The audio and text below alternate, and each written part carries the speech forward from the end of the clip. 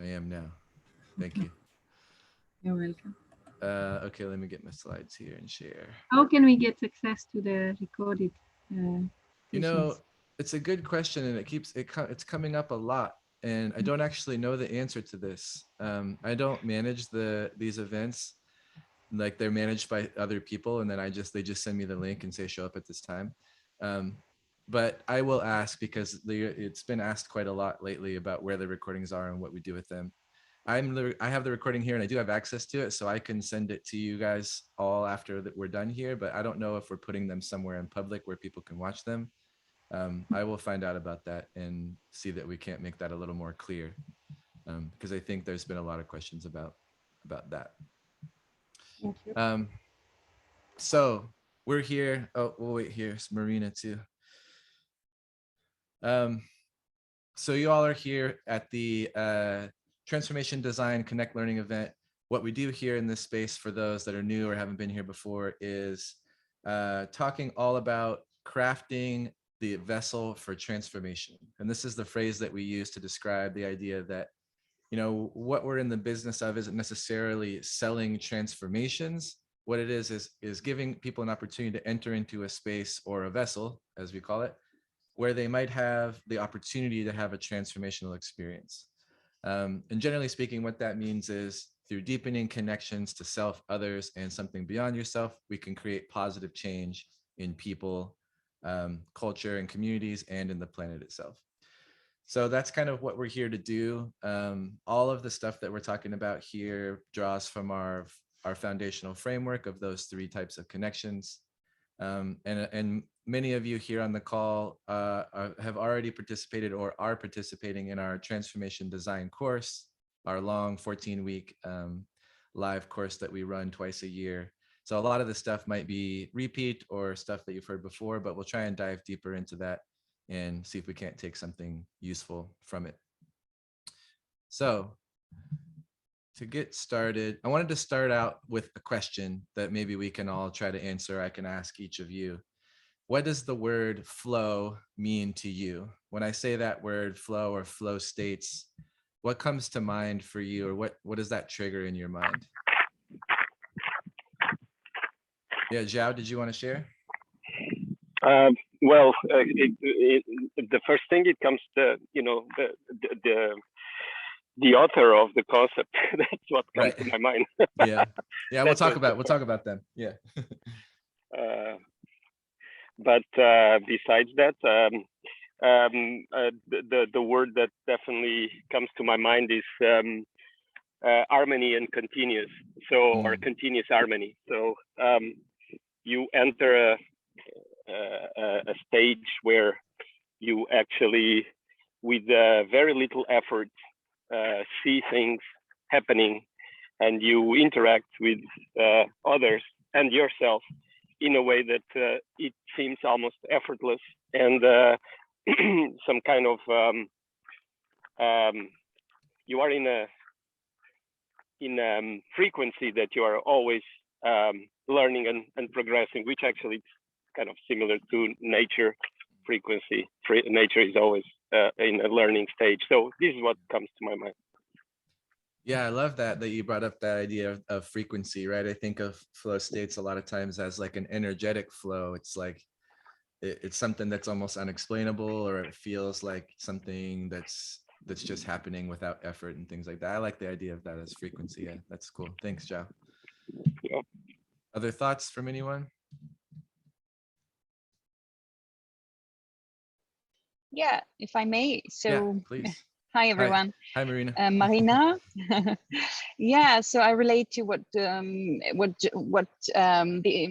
your name again? Sorry, Joe just said, and about, you know, being in, you know, in a moment where time seems to stop, and you're in the flow. You can have a lot of creativity, new ideas, innovations that come from a place somewhere else from the mind. You know, it seems to come from your guts, from your heart, from the connection with the universe, where also, you know, spiritual or esoteric in a sense. So that's really, yeah, this related to this higher frequency vibrations on our also brain waves, and we're in a gamma state. So yeah, it's very amazing state. Yeah, I like that too. Tapping into something beyond the normal, right? That's outside of your normal status quo, or tapping into some higher level of whatever it is, whether it's connection or spirituality or whatever it might be. That's also true. Very true. Thanks, Marina. Other thoughts? Maybe if you go with the flow, you kind of lose control Mm, on what is your normal way of life, and go with the flow. hmm Yeah, that's another way to look at it, right? It's a flow, something that doesn't require a lot of effort and doesn't require a lot of conscious thought. It's maybe just kind of going with things and being in a state that everything seems in balance. Yeah, yeah, that's true too, Sandrine. Thank you for that. Anyone else? Oh, Sadhana, you're on mute there if you're trying to share. Okay, sorry. No problem. Okay, for me, flow is actually, a state of transformation, and it's like the inevitable change and uh, sort of the impermanence, or Mm, I mean, the constant change and uh, the fact that nothing is permanent. yeah. So when you flow and when you go with the flow, you actually allow yourself to evolve. Mm, So for me, flow means to evolve and to allow yourself to be open for change, and to really acknowledge the fact that nothing is permanent, yeah, I love and that. to I've actually, perhaps go to a new and better place, yeah. a greater version of yourself. I've never actually thought about that of the idea of impermanence or something like that connecting to the idea of flow, but it is even like literally speaking, if something we think of flow as kind of like something a liquid might do, right? And so there's that a liquid has an impermanent shape sort of. And I think that's really cool. I've actually never thought of it that way. I like that. Thanks for sharing, Sadhna. Thank you. Thank you. Yeah. Anyone else? Yeah, I can Sukirti, go, Tanner. Yeah. yeah, please. I relate to, for me, flow is relatable to rhythms in life Mm, and rhythms in nature. Like nature follows certain rhythm, our bodies follow certain rhythm, and after certain period, we are so much in sync with the nature. So it's kind of a rhythm, and we are flowing with the rhythm. mm. Yeah, Does I that like make that too. sense? Absolutely. Yeah. Rhythm is another one. There's lots of words that have come up, right? Rhythm, frequency, energy, all of these things are different ways to describe that idea. I think all going back to the idea that flow is about some state of being, right? A state of being that has some factors and some things and might be different from our normal state of being or a state that's impermanent, right? I think we'll talk more about it as we go along here, but this idea of being in flow doesn't necessarily mean like a constant. It doesn't necessarily mean you're in flow 24/7 of everything, but it's something that you can go in and out of, right? That there's different levels, there's different amounts, and there's all this kind of thing. So I think those ideas are all super true and important. Okay, so as we start to think about what we all feel like is flow or what that means to us, Zhao brought it up that this concept of flow or flow states was sort of originated by a couple of people, Dr. Mihaly Csikszentmihalyi and Jean Nakamura, who describe it in a lot of different ways. And there's lots of definitions about flow and flow states and what this actually means and all that stuff. But I found this the way that they described it in this way, that there's this focus that once it becomes intense leads to a sense of ecstasy, a sense of clarity. You know exactly what you want to do from one moment to another, and you get immediate feedback. Now, this isn't like the complete full definition of what I would say about flow states, but it touches on a couple of really important things that I think are key for us when we're thinking about how does flow and flow states and thinking about that help us in designing transformational spaces and experiences, namely focusing in on that idea of a sense of clarity that comes from being in flow, and this idea of immediate feedback. And we'll talk about what that might mean exactly in a little bit here, but keeping those thoughts and those ideas in mind as we go through this, I think are really applicable and apply really in a cool way to transformation design specifically. Now, I like this little graph too, or this little graphic about what flow is. You can see here that we have kind of like a two-axis thing with challenges on one side, right? That meaning where challenge is low up to where challenge is very high. So something that is challenging for you as a person is in a low or a high place. And on the bottom is skills, or I like to think of that as like effort, or what it requires of me to engage with whatever thing that I'm engaging with, right? So we can see as we go from the bottom left corner where skills and challenges are both low, that's where we're kind of apathetic, even bored, something that doesn't really stimulate different or higher levels of consciousness or interaction with the world around us.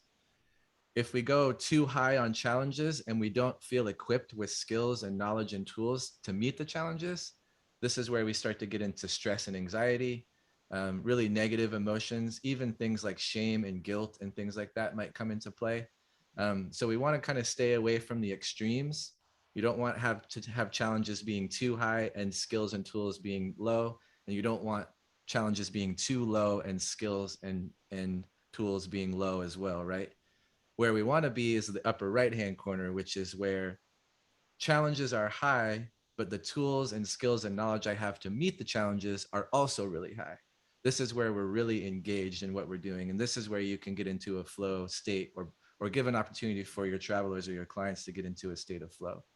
Now, like I said, I think flow itself is a word, like I said, that might apply to something that doesn't have a form or a shape and changes a lot of times, right? So we don't want to be too rigid in where, every single moment of a trip or an experience we might design doesn't have to be in that flow corner or that quadrant. We can go kind of in and out of there, and we can use that to challenge, to make things really sort of difficult and overcome challenges, but we can also use it in that relaxation and regeneration and recharging stage too, right? Like in the bottom right corner where skills and knowledge is high, but challenges are low. That's like we can recharge our batteries there, right? And then maybe bump back up, and now we can go into a higher challenge state again. So I really like this graphic, as I feel like it's really useful in experience design, particularly because skills and tools and knowledge and challenges are things that make sense to us as designers, right? We know what that means. And so I feel like it's a useful thing to think about. Does this chart make sense? Questions or comments about this? Does it seem useful at all? Yeah, absolutely. I'll comment on that. We at our mentoring programs, we actually use something very similar. I mean, we give them to our group participants the challenge of, going through a walk, which for some people can be extremely challenging. So, but we do it gradually. So actually, we do tend to increase the challenge step by step. So you go from feeling relaxed to feeling in control, and hopefully we provide them with the tools that frame the experience. So I'm thinking about the immersive programs that take 7-8 days. So the idea is that towards the end of the program, you actually go through these stages, and hopefully in the end, you are really, really focused. You feel really happy, and you know, ready to take control whatever you want to change in your life. So yes, indeed, this is brilliant. Yeah, good. Yeah, I like that you bring up that idea of using different quadrants or different sections of this to like build up or build down from those really high flow experiences, right? Like I said, you don't necessarily want to be in that flow state all the time, but yeah, building up and down and using different things is really smart. Yeah. Sadhna, did you want to share? Yeah, I just want to say, Tano, that I'm just thinking that in this graph at the bottom, when we say apathy, boredom, relaxation, Mm-hmm. I I'm just wondering if it should be apathy, relaxation, and boredom. Because when your Mm. skills are, when you're bored is when you're absolutely, super skilled for that job, and you really don't have any challenge at all. And I'm just thinking maybe the relaxation should be in the middle, and the boredom should be when you're so overqualified for that job and not interested in it really. Yeah, that's Just a a good thought. point. I think it could possibly be for sure. Like I think that maybe the reason why relaxation is in the higher skills and tools thing and not in the middle maybe is because if we're sort of in the middle on skills and tools, then there's not, I don't think you're as able to see a pathway forward to that flow state, right? That it that you're that you're held back, and that ends up being, it puts you in a place of boredom maybe, right? Whereas relaxation is like, I feel like when I'm relaxed, I might be even prepping or be getting ready to go into some other state. So maybe that's the only reason, but I can see what you mean by like, if my skills are too high, I'll be super bored with whatever I'm doing if the challenges aren't high enough, right? Like Yeah, I they don't know. say, I can do it in my sleep or whatever, Right. Right. because Yeah. you're so skilled for that job. Yeah. Yeah, Yeah, it's but true. I I mean, think this you is could probably fine look at it too. either way. Yeah, Just a thought. I thought I would definitely. share it It's a with good thought. you. Okay, anyone else thoughts on this before we move on here? Okay, so now that we understand a little bit about what that flow states might mean and what they might be, I kind of wanted to try to make the connection between what we're talking about with that and what we're talking about here in this event as far as experience design goes. So why is this a useful tool, and how can we look at it and use it as we're designing experiences or whatever it is that we might be doing with our work? So there's a few things. First, I think that if we're thinking about a flow state and what it takes to get into a flow state and what it's like when we're there, it's generally very different from a state that we might exist in outside of that. Like, I think of it as our daily life that we're going through might have opportunities for flow states but might not. Maybe we're just doing our daily life and we're going along, that a conscious effort to get into a flow state. Uh-oh, can everyone hear me still? My thing said it was unstable. It's okay. All right, good. um might take us out of our status quo and put us into some other way of being, which I think, we'll get into what that means as far as transformation goes, but it's an important piece of getting at those transformational opportunities. As well, flow states often include, as we saw in our graph, engaging with challenges of different kinds, tasks, using skills and tools. This allows us to build confidence in our travelers or in our clients in order to break down barriers to those transformations. A lot of times we find that there's reasons why someone might be hesitant or resistant to the idea of a transformation of some kind, and getting into a flow state where we're very engaged helps break down those barriers. Similarly, being able to, I mean, as we saw in our graphic there, flow and flow states, and that is all about engaging with challenges, which also is a key part of transformation, right? Overcoming and engaging with challenges in order to reach a new way of being and seeing.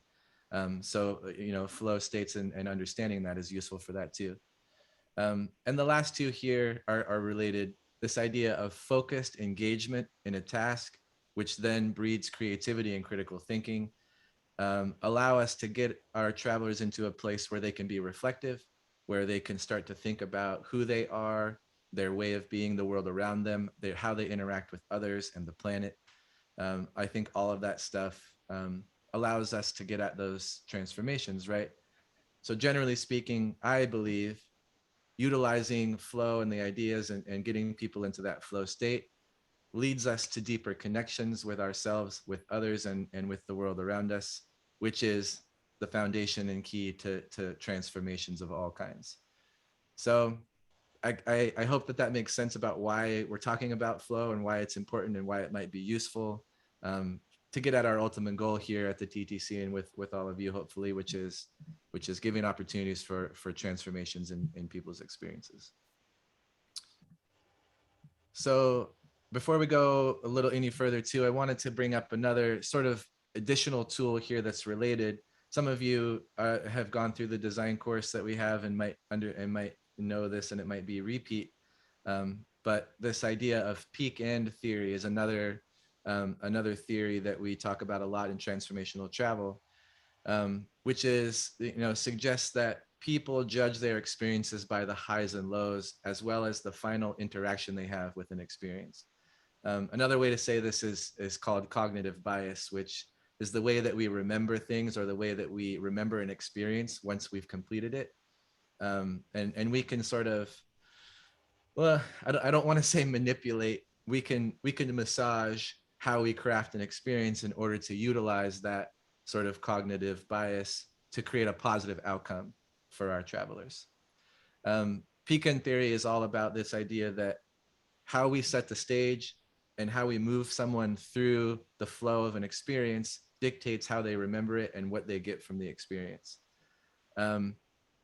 We'll talk some more about. I have a graphic coming up here where I can show you, but the main idea here is that building up to peak experiences through active participation and reflection and all those kind of things allows us to create peak experiences and to utilize the kind of lower points of the experience to get people into a flow state where they're actively engaged, where they're subconsciously and unconsciously engaging with themselves at a higher level, and being able to end the experience, whether it's a trip or a retreat or a walking tour or whatever it might be, to be able to leave that experience in a state of flow in order to go forward to the next thing that they might engage with in a mind state that allows for ongoing transformations. So I wanted to pose another question here at the bottom. Now that we understand a little about flow and peak end and how those things go together, how do you feel that you might combine the two tools in order to create deeper connections or transformations? What might that look like, practically speaking, for you and your work? Examples.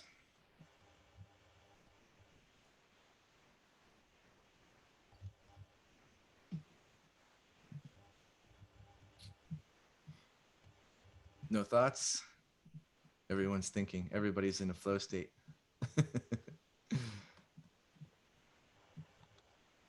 Well, I might jump in. Sure.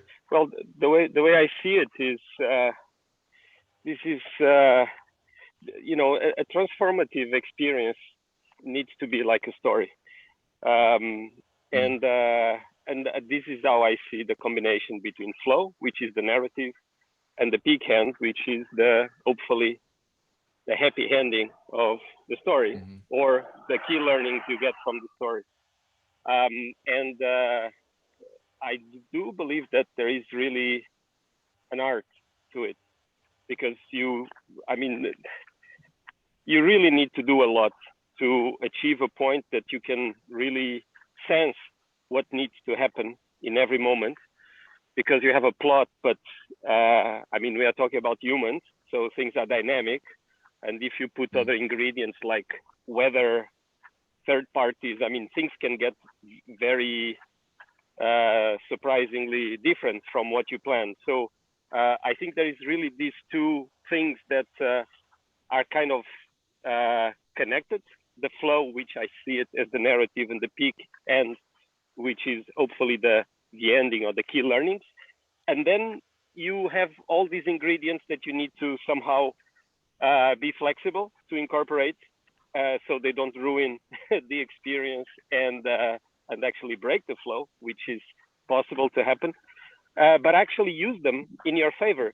Because what I experience is that quite often we have situations that we are not expecting, and at the first sight they look like a terrible thing to happen in a program, but actually they are great opportunities in disguise. To bring unexpected metaphors, analogies, and they are so real because it's something that just happened there. It's not staged, and I think that's why I mentioned it's kind of a art that you need to improve, craft, do many times, do plenty of mistakes, and learn from them. Yeah. Yeah, absolutely. I love that idea, Zhao, of like the narrative and the conclusion, sort of, right? That and we talk so much about that in all of our stuff that we do, that it really is that we are creating a story, right? And people are engaging with a story that we're creating. I think that's a really smart way to think about it. Um, thank you for that. Other thoughts Yeah, or ideas about that? Dana, I'd How it like might? to say something. Yeah, please, please. Yeah, if I talk too much, you can tell me to be quiet. It's okay. No, no, go ahead and please, Sadhna, please share. Okay. So I would say the connection is that um we have to use the weekend uh, theory or experiences to get a person into the flow. Basically, I mean, we put them through the weekend experiences to make sure that they, in some way, change themselves and get ready to move on to the next level. Ultimately, you know. So, in a itinerary, for example, you could design certain tasks or walks or experiences in nature, etc., which actually get a person without being preachy, which really get a person, or you can make them journal, for example, which Yeah. get a person into that uh, flow mode Yep. and make them change their the flow is the ultimate objective of, and to achieve that we use the weekend experiences. Yeah, absolutely. That's a good way to put it too. I think that's smart. That if Actually, I've said what's there in the slide, but I've yeah. said it in my own way. Sure. No, I think that that's a smart way to think about it. That if we can see that a flow state can lead to someone having a transformative experience, then that sort of becomes our end goal. And the tool that we might use to get there is the way that we craft the experience, which one of the theories we can use is the idea of peak end theory, right? So that ends up going together beautifully, I think, and that's why I wanted to bring it up here as we're talking about this. So yeah, thanks, Sadhna. Any other thoughts before we move on? No, I'm just a question Yeah. and a precision I would like to have, because you're mentioning that we're crafting experiences so that people can get into the flow mode, but I think that this flow mode is kind of really like hard to get into, Yeah. in the first place, and it's really subjective. So it will vary greatly from one person to another. So how do we make sure, and how do we maximize the chances to bring all the people into this state of flow, and if not, what would be the outcome for them? How do we prepare for that too? Yeah, absolutely. It's a great question, and we're going to get into in the next couple of slides here about how we can do that and what that might look like. But I think your question is a key question and touches on a couple of key things, which is one, that it brings us back to the understanding and the idea that taking the time to understand who is engaging with our experiences is really, really important. If we can, and if we have the opportunity to understand that on an individual level, like with each person who's going to engage with whatever it is that we're creating, then that is a key thing that we need to try to do, because how we design and how we use peak end experiences and how someone might get into a flow state, we need to understand their skills and their knowledge and their what's challenging for them, right? Because challenges Yeah. look a lot different for lots of different people. So Mhm. that touches on that point of the importance of preparing not just the experience itself, but preparing our knowledge of who is engaging with our experience. And all of us have different abilities to do that based on how we engage with our clients, but all the way from a custom built experience for one person, all the way up to trying to understand a persona or a market of people that we're designing for in a general sense, right? And everything in between. I think that's a key thing to think about. And then the other thing that you bring up, which is really important, is how someone will engage with the experience as they move along and as they go through this narrative for this story that we've created, and what they end up getting out of it. It goes back to my original point, which is I don't necessarily I try not to set expectations for what someone will get out of the experience that I create, because I don't know what's going to happen. I don't know how they're going to engage. I don't know what's going to challenge them and what isn't. So the outcomes for me aren't necessarily specific in that, oh, I want someone to have this transformational experience, or I want them to change in this way. It's more about opportunity. I want someone to have an opportunity to experience a flow state in their own way, and for them to be able to take the time, and for me to give them a space and time to reflect on that, to make meaning from it, in order to get something out of it that they might get out of it. That's a really hard thing to do. It's easier to talk about it in theory than it is to do in practice. But I think that those are the things that you're talking about, and we will get into more detail about that. But yeah, does that answer your question, Marina? Yeah, perfect, thank you. Yeah, totally. So I wanted to show a little thing. Some of you have probably seen this graphic before. It's one that I use in some of the sessions that we do in the design course, but I think it's a good, even though again, it looks like a kindergartner drew it, but the, the, the concept here is good, I think, which is what does a peak end flow state experience design kind of look like in a visual sense? And so this is one of the trips that that I've created, my wife and I created in our business that we run. It's a trip in Morocco that centers around understanding traditional musical history and culture in Morocco. So you can see that we've kind of like designed the experience with little blocks of things that people are going to engage with. Where we put those depends on how we want them to understand and what we perceive to be the peak and experiences, and what we perceive to be the like neutral and middle and sort of lower end experiences. Now, again, as I said, this is our perception of what these experiences are. It might end up being different. The graph or the flow might have a different shape for other people, depending on how they interact with it. But I think the idea here is that it's about taking people on a journey, right? To Jiao's point, about telling a story. And stories have ups and downs, and they have downtime, and they have empty space, and they have all these things. So as someone goes through our experience, we start off with a rest and a welcome in order to set the stage. We go to our first peak experience, which is we do right away, second day, to get someone right into that, engaging deeply with what the purpose of the trip is, which is understanding the cultural significance of this musical experience. Then once we hit that peak, sort of, then there's empty space there, which ends up being travel time. So it's like a full day's bus ride to get to a different part of Morocco. And we see that as empty space a little bit, but we also use it as a time to encourage our travelers to reflect and to try to make meaning from what they're doing, and to prepare themselves for the next portion of the trip.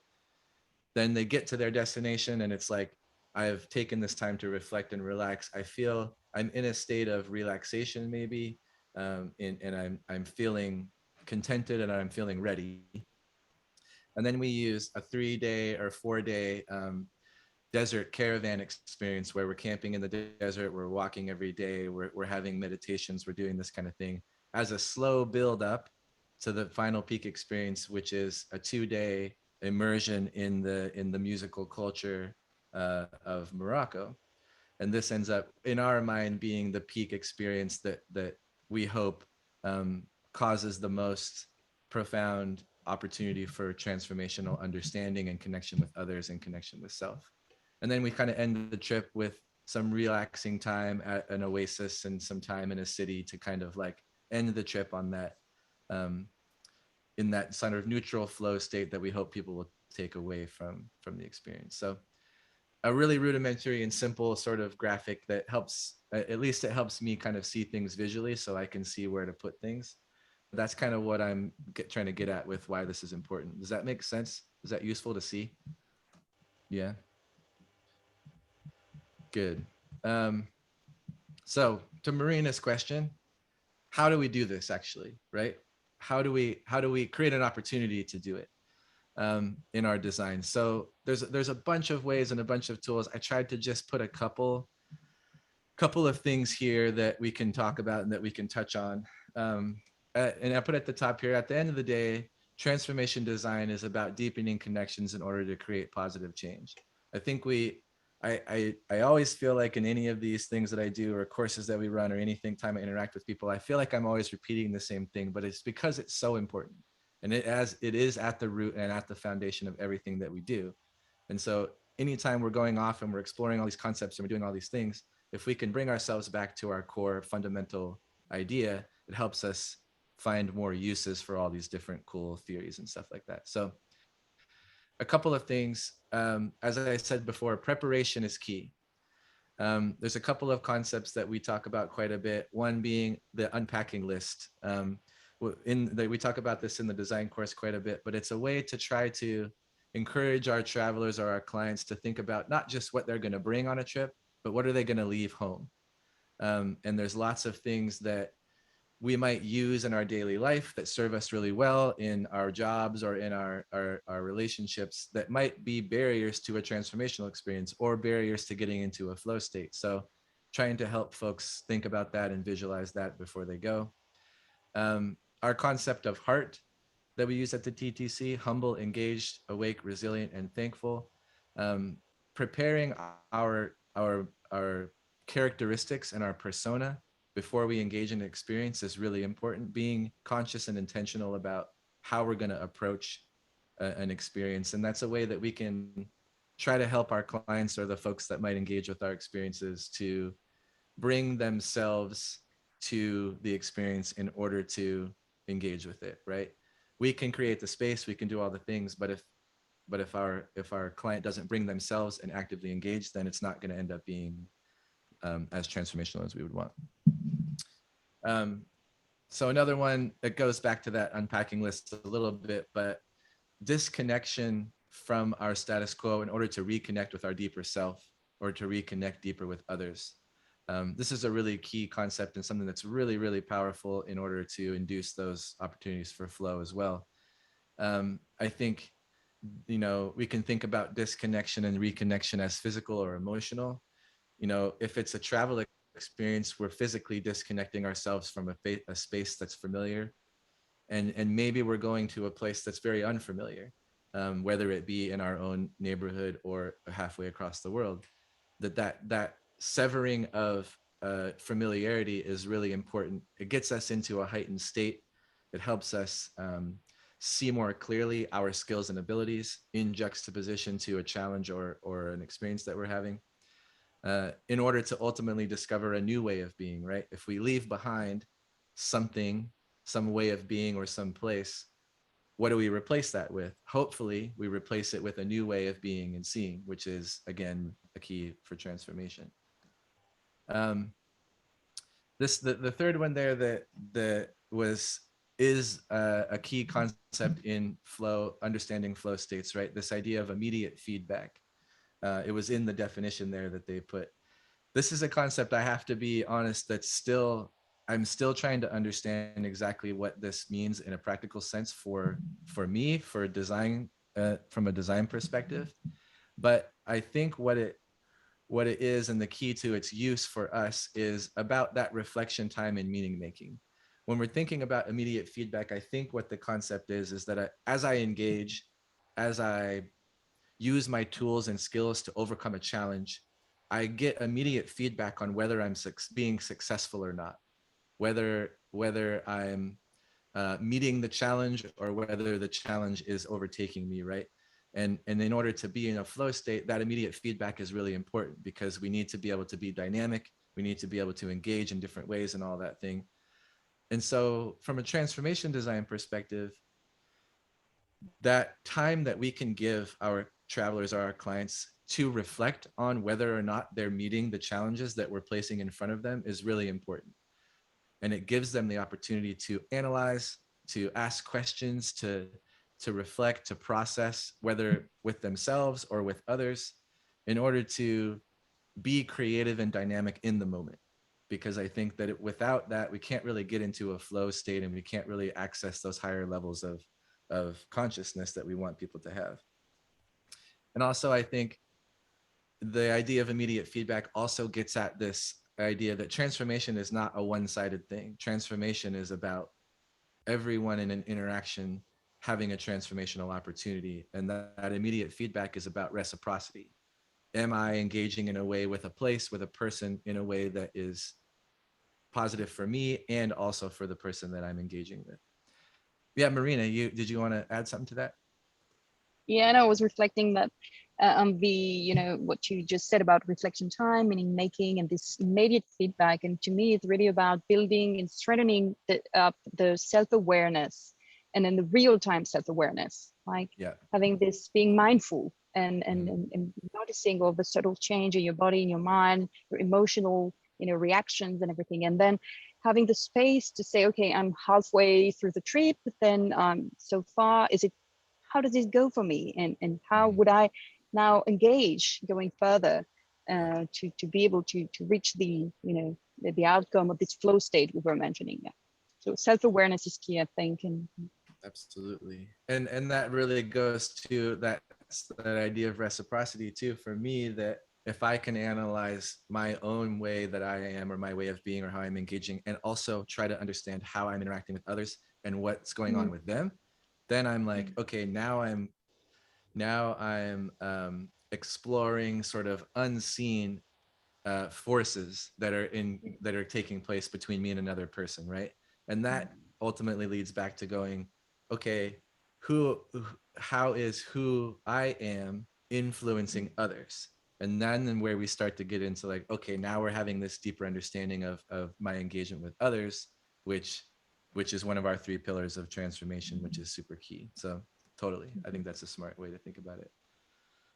And then the last couple of things here, we got 10 minutes here, so I want to leave room for questions and stuff. But this idea of active engagement is a concept that comes from a couple different philosophies, particularly if you know anything about like experiential learning cycle and those kind of things. Active engagement is a key piece of what takes something from I don't want to call it mundane, but from a regular experience that you might have into something that's more meaningful or deeper or higher level consciousness, right? It's about participating in the experience.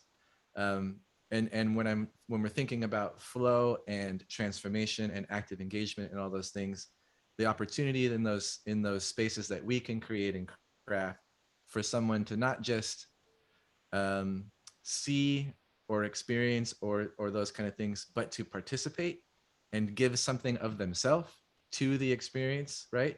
To Zhao's point, to be an author in the narrative or the story that we're creating, that gets at an even higher level of transformational travel design that I think is exceedingly difficult to do, but is super powerful when we can nail it, right?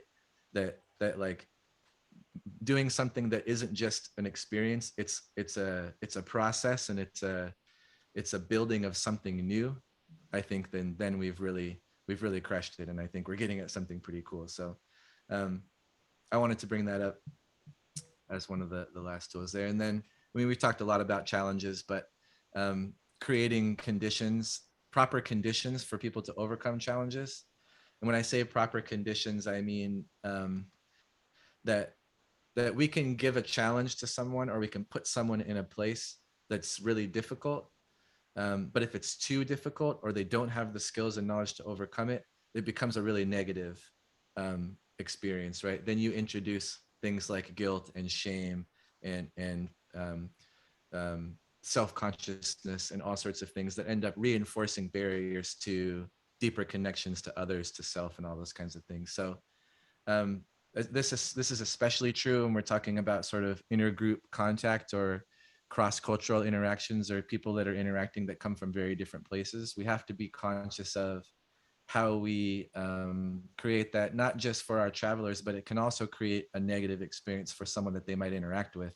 And we don't want our designs to contribute to a negative experience for others, local people or communities or whatever it might be. So those are some tools, some hows. Are those useful? Any questions or comments about any of that stuff? What do we think about that? Mm. What do you mean by utilizing empty space to react to change? Yeah, that's a good question. I think maybe maybe that's not that good of a way of putting that. I should change that. But I think what I mean by that is, like I said in my little graphic there, inside of this seemingly empty space of traveling from one town to another, there's all sorts of things that can happen, right? People can meet others, they can have a conversation, they can get invited to something or whatever it might be. So there's all sorts of things that can happen inside of an empty space.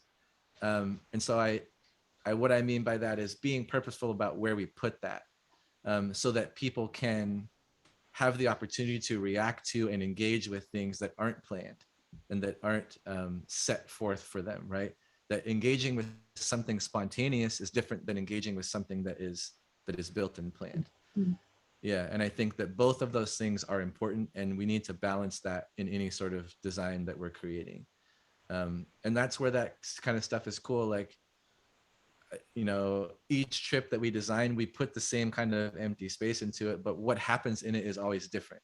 And I find that that's really exciting for me, and it ends up being pretty exciting for the folks that interact with it too. Marina, did you have a comment on that? Just one thing. I was thinking that maybe the golden thread of it all is the intention that you set at the beginning of the trip, and then you Yeah. have to keep, reminding it throughout and all along the different experiences and challenges you meet along the way. Yeah, absolutely. I think we talked in the beginning about setting the expectation of the challenges and of the, not just the challenge, but the expectation that you will be provided the space and the tools and the skills and opportunity to meet the challenges, as long as you bring your intention and your best self, right? It's like an agreement between Right, you and the person, right? It's like, hey, we're going to build this together, and this is what we're going to do, kind of thing. Yeah, Yeah. good questions. Thanks, Sandrine. Oh, whoops, that's the wrong way. So last thing I wanted to leave here was a quote from, so Dr. Csikszentmihalyi wrote a bunch of books about flow. One of them is called Flow, the Psychology of Happiness, which is all about this concept. And one of the things that he said in there is, of all the virtues we can learn, no trait is more useful, more essential for survival, and more likely to improve the quality of life than the ability to transform adversity into an enjoyable challenge. And to me, this captures the quintessence of transformation design, right? It's the ability to take someone and put them into a space where they can overcome a challenge in order to find some deeper understanding of themselves and others, and for it to be enjoyable. So I thought that was a cool way to end our discussion here. Yeah, Sukirti, did you have a question or a comment? No, just a reflection, Tanner. Yeah. Like while I'm designing itineraries now and thinking about like how best to give the transformational experiences, what we still think of is to give the best guide who is like lecturing always, and so much of talking. Even as you mentioned about traveling from one city to another city, and that can be used as a time to reflect. But as a ground handler, we kind of do, we don't think that, we kind of overdo it. Yeah. Like so much of lectures, so much of talking, there is no time for reflection. So Yeah. even in the evenings, when we talked during the course, we talked about discussion with meeting the community. It is not meeting the community, there is some kind of lecture is always happening. Mm, It is not, it is only a one way thing that is happening, it is not an interaction. yeah. Yeah, it's a good point that yeah, empty spaces are really really important. We Yeah. should not overdo Yeah. And lectures. I think that empty space is probably not the right way to describe it, because it's not really empty, right? There's always stuff going on, and there's always opportunity to have an experience in any given moment. So an empty space isn't necessarily empty. Maybe it's an unplanned space, or it's a space without, to your point, it's a space without lectures. I think that's a It's funny way of Yes, serendipity, dialing. you know? it's like it's on the moment. What will happen? Yeah, just leave it, leave it. Right. Exactly. Yeah. Go with, it's like go with the flow for that moment. Sure. Exactly. Yeah. Sandrine, did you have a comment? Yes, is it what we call serendipity? Serendipity. That's another good way to put it. Yeah. I think of serendipity as like um, very things that are very come out of chance, right? And things that are very like unexpected. A lot of times when we put in an empty space into an itinerary, I have an idea about what might happen based on where they are and what they're doing, right?